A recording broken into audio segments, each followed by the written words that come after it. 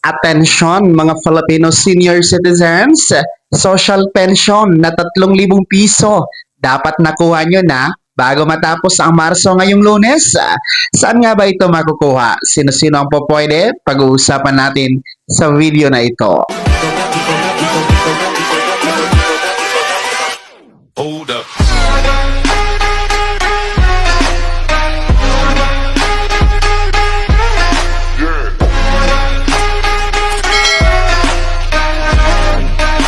Hello mga ka-vlogs! Welcome dito sa aking YouTube channel. Magandang araw po sa lahat ng mga manonood. Saan po kayong dako sa mundo? Kumusta mga ka-vlogs?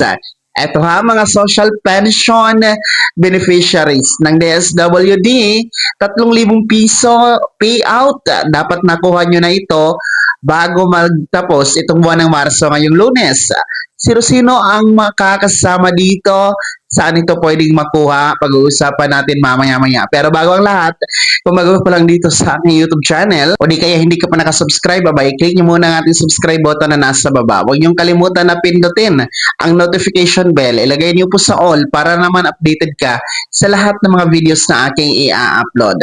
So, eto ha, makinig mga lolo at lola dahil magtatapos na nga po itong buwan ng Marso. And well, in fact, ngayong Lunes, March 31 na po. So, magtapos na nga ang buwan na ito.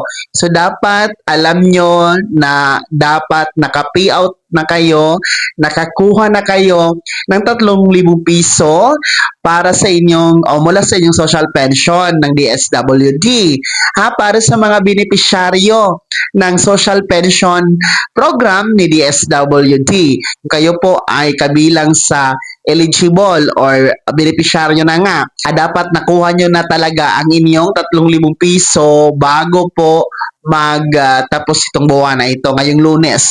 So 3,000 piso sapagkat equivalent po yan sa 3 buwan, no? Kasi binalik na nga po ngayon sa quarterly ang payout schedule. So 3 buwan and every month po dyan ay 1,000 piso na pensyon. So 1 times 3 that is equals to 3,000 pesos, no? January, February, and March. Yun po yung coverage ng mga buwan para sa first quarter ng 2025 DSWD Social Pension Payout mga benepisyaryo. No, ayon sa data ni DSWD, merong nasa 4.5 million na mga benepisyaryos. Kaya nationwide, tinatawagan po natin kayo na dapat alam nyo na first quarter payout ngayong 2025 magtatapos ngayong Lunes, March 31. Dapat nakuha nyo na ang 3,000 piso. Sa mga naka-payout na, well, good for you, no? Kasi nagsimula na nga po noong February pa. Hanggang nga sa ngayon, ang payout schedule. Marami ng mga LGU ang nagkakandak ng schedule payout para sa social pension for first quarter ngayong 2025.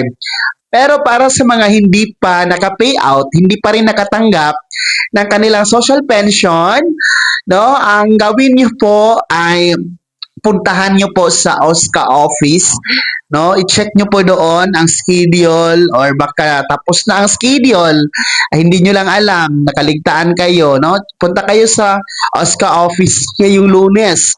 I-check niyo po ang inyong pangalan doon. Kung wala naman po sa OSCA office, pwede kayo pumunta sa MSWDO or LSWDO office na nasa munisipyo or city hall ninyo ha, mga lolo at lola. Sinasabi kong sa Lunes dahil ngayon Sabado, March 29, bukas Linggo, walang opisina po ang OSCA office, no? Basta gobyerno na mga opisina, wala talaga yan sila during holiday o di kaya weekend. Kaya Lunes nyo po puntahan, insakto po na katapusang araw ng buwan ng Marso ang Lunes, March 31 ha. Tandaan nyo talaga bago mag-April 1, dapat lahat ng benepisyaryo ng DSWD Social Pension Program nakakuha na, naka-payout na ng 3,000 piso from January, February, and March ha? For first quarter po yan ngayong 2025. So itong mga benepisyaryo ng DSWD Social Pension Program, sila po yung may qualification o pasok sa criteria, no? Yung mga tinatawag natin na mga seniors na walang pambili ng gamot, walang pambili ng pagkain, no? May mga kapansanan, may karamdaman, walang source of income o walang hanap buhay, walang nagbibigay ng sustento mula sa kanilang anak o pamilya. So yun po yung criteria ng DSWD. So ito po yun sila, yung mga nasa 4.5 million na beneficiaries.